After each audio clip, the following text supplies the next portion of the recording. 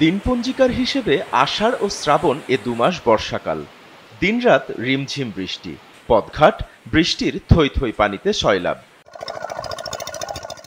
চলতি মৌসুমে আষাঢ় শেষেও পঞ্চগড়ে প্রকৃতির সেই চিরচেনা বৃষ্টির দেখা মেলেনি। আমনের বীজতলা তৈরি হলেও বিস্তীর্ণ আমনের জমি বৃষ্টির পানির জন্য শূন্য থাকায় খা খা করছে। তীব্র তাপের কারণে কোথাও কোথাও আমনের বীজতলা বিবর্ণ আকার ধারণ করেছে। বর্ষা মৌসুমের এমন আচরণে কৃষকদের মধ্যে দানা বেঁধেছে নানান শঙ্কা। বৃষ্টি হচ্ছে না, জমিগুলো খা খা করছে, আমরা খুব বিপদে আছি, বীজনও নষ্ট হয়ে যাচ্ছে, নতুন করে বীজন ফেলানোরও কোনো সুযোগ নেই। সামনে কি হবে বলতে পারতেছি না। দেশের বৃষ্টি না হলে, আবাদ যদি না হয়, তাহলে কৃষক কী করে বাঁচবে? আজকে পানি দিচ্ছি, কালকে পানি থাকে না, এটাই এভাবে আবাদ পানি ভালো হচ্ছে না।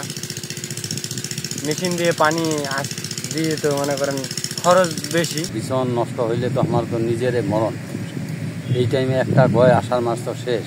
বর্তমান যেগুলো চাষ আমরা করতেছি এগুলা রোয়া রোপণের জন্য করতেছি, কিন্তু রোয়া বৃষ্টির জন্য কাটতেছি না, কিন্তু বর্তমান ধুলা উড়াইতেছে ক্ষেত বাড়িতে।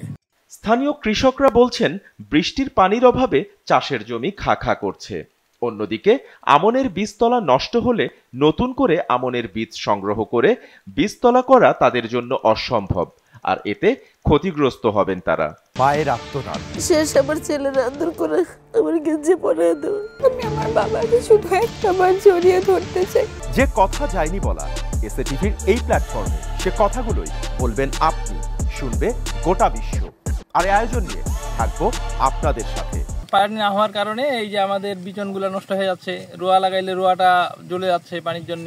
রোয়া কাটা শেষ হয়ে যেত, কিন্তু এখনো মনে করেন যে বৃষ্টির কারণে রোয়া কাটতে পারতেছি না, খাওয়া হয়ে আছে, শুকায় পানি নাই, কি করব? তো পানির জন্য রোয়া করতে পারছি না রে ভাই, বিচন তো আমার মরে যাচ্ছে। পঞ্চগড়ের স্থানীয় আবহাওয়া পর্যবেক্ষণ কেন্দ্র জানিয়েছে, ভূগর্ভস্থ পানি উত্তোলন ও মৌসুমী বায়ুর নিষ্ক্রিয়তার কারণে গোটা আষাঢ় জুড়েই জেলায় পরিমিত বৃষ্টিপাত হয়নি। আগামী সপ্তাহে আকাশ আংশিক মেঘলা থাকলেও ভারী বৃষ্টিপাতের সম্ভাবনা নেই।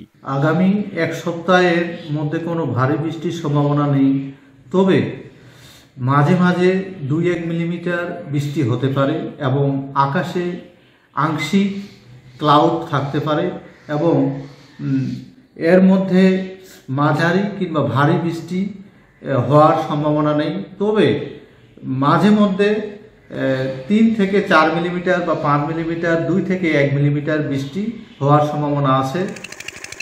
আর জেলা কৃষি বিভাগ বলছে, বর্তমান প্রেক্ষাপটে আমন চাষিদের সেচের মাধ্যমে আমনের বীজতলা রোপণের পরামর্শ দেয়া হচ্ছে। যত দ্রুত সম্ভব যাতে চারার বয়স বৃদ্ধি না হয়, এই অবস্থায় যেন তারা রোপা আমন লাগান, এ বিষয়ে আমরা চাষিদেরকে পরামর্শ দিচ্ছি, লিফলেট বিতরণ করছি এবং ব্লক পর্যায়ে আমাদের এসও সাহেবগণ এইগুলো তত্ত্বাবধান করতেছেন। আশা করা যাচ্ছে আমাদের আমনের লক্ষ্যমাত্রা পুরোপুরি অর্জন হবে এবং আমরা আমনের যে বাম্পার ফলন সেটা আশা করব। চলতি আমন মৌসুমে জেলায় 1,30,000 হেক্টর আমন ধান চাষের লক্ষ্যমাত্রা নির্ধারণ করেছে জেলা কৃষি অফিস। SATV digital.